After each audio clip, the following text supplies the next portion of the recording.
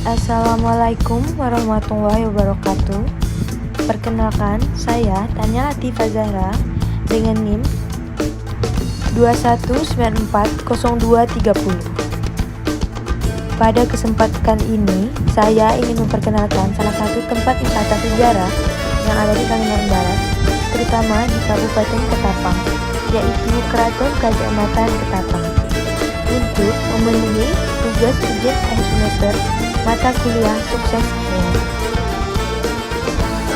Secara administratif, Keraton Kerajaan Matan berada di Jalan Pangeran Kusumajaya, Desa Mulyakerta, Kecamatan Benua Kayuh.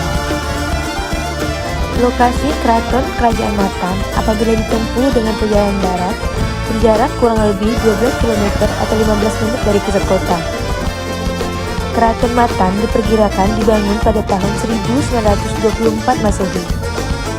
Bangunan ini ditempati oleh Gusti Muhammad Saunan pada saat berkuasa di Kerajaan Simpang sampai dengan Matan. Istana Mulyakerta pertama kali dibangun oleh Pangeran Perdana Menteri yang bergelar Haji Muhammad Sabra, Sultan ke-14 Kesultanan Tanjung Pura yang bertahta dari tahun 1845 sampai dengan 1924 Masehi. Namun, istana ini terus mengalami renovasi dan rekonstruksi beberapa kali, sehingga menjadi seperti yang terlihat sekarang ini. Penambahan Gusti Muhammad Saunan dari 1908 sampai 1944, Sultan ke-16 adalah Sultan yang merombak istana tersebut secara besar-besaran. Penambahan Saunan mengganti arsitektur istana Mulyakerta dengan gaya arsitektur Eropa karena beliau pernah berstudi di Belanda dan tinggal cukup lama di negeri kincir angin tersebut.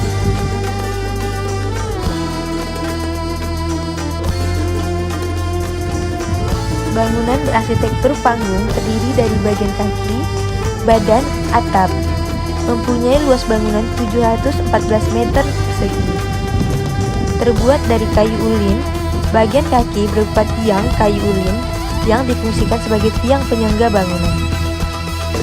Sedangkan pada bagian badan terdiri dari balai pertemuan, kantor tempat kerja Sultan, dan 3 kamar yang dahulunya digunakan sebagai tempat tinggal Sultan.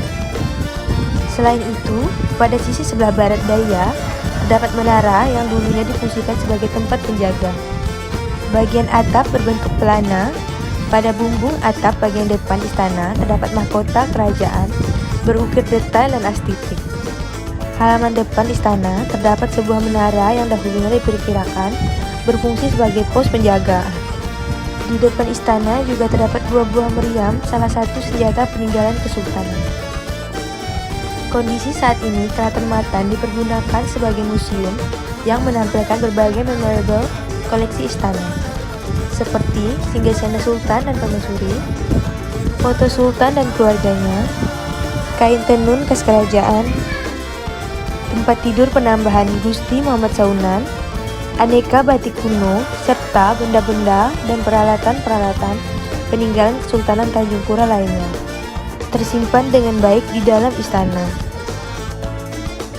Keraton Matan adalah keraton Melayu yang merupakan keraton peninggalan Kesultanan atau Kerajaan Melayu, sehingga warnanya didominasi oleh warna kuning dan hijau. Seperti yang kita tahu, jika Provinsi Kalimantan Barat dihuni oleh mayoritas warga suku Melayu, sehingga tak heran jika mayoritas di semua kabupaten Kalimantan Barat ada sebuah kerajaan dan keraton. Tepat di depan Keraton Matan terdapat 2 buah meriam berukuran pendek. Konon, meriam ini adalah sepasang meriam suami istri yang jika dipindahkan atau dipisahkan akan selalu menghantui seorang yang memindahkan untuk dikembalikan ke tempat semula. Karena Keraton Matan berada di tepi Sungai Pawan, maka pemerintah setempat juga membangun sebuah taman kecil dan cantik yang berada di tepi Sungai Pawan, tepat berada di depan Keraton Matan. Di taman ini kita bisa melihat aktivitas masyarakat setempat, baik yang memancing maupun lalu lalang menggunakan perahu motor. Adapun sejarah singkat Keraton Matan merupakan keraton bekas Kerajaan Tanjung Pura, yakni salah satu kerajaan Melayu tertua di Kalimantan Barat. Keraton ini sudah ada sejak abad ke-8. Kerajaan ini mengalami beberapa kali perpindahan ibu kota kerajaan. Pertama, terletak di Negeri Baru, Kabupaten Ketapang. Kemudian kerajaan ini kembali pindah ke Sukadana yang saat ini menjadi ibu kota Kabupaten Kayong Utara. Pada abad ke-14 Masehi dan pada abad ke-15 Masehi, berubah nama menjadi Kraton Matan, sejak Rajanya Sorgi atau Giri Kusuma memeluk Islam. Kerajaan Tanjung Pura juga menjadi bukti majunya peradaban negeri Tanah Kayong atau di Ketapang pada masa itu.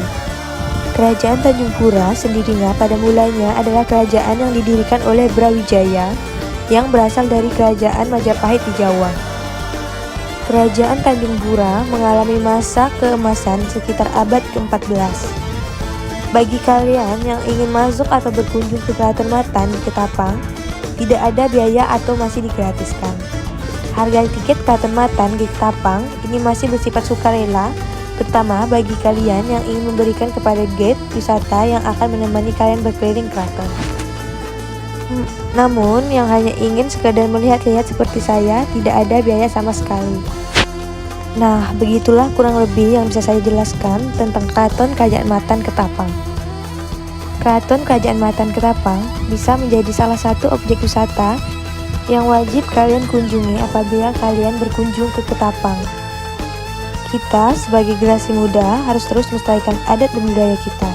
Dengan mengunjungi Kraton Kerajaan Matan, dapat mengingatkan kita kembali akan majunya masa peradaban negeri Tanah Kayong pada masa itu. A developed country is a country that never forget history. So, enjoy visit Ketapang. Saya Tania Latifah Zahra, sekian dari saya. Assalamualaikum warahmatullahi wabarakatuh.